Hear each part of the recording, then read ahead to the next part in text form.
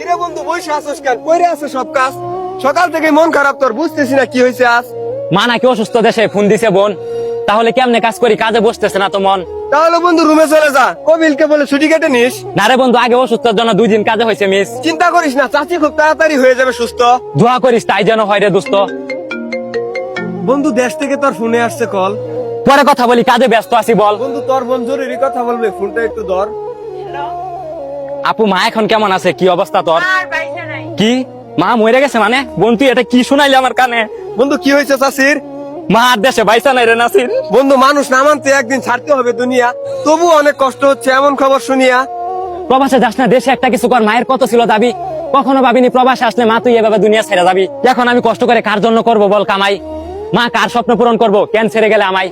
প্রবাসে এসে হলো না তোর মাকে শেষ দেখা, মনে প্রশ্ন জাগে প্রবাসী জীবনে কেন এত কষ্ট লেখা।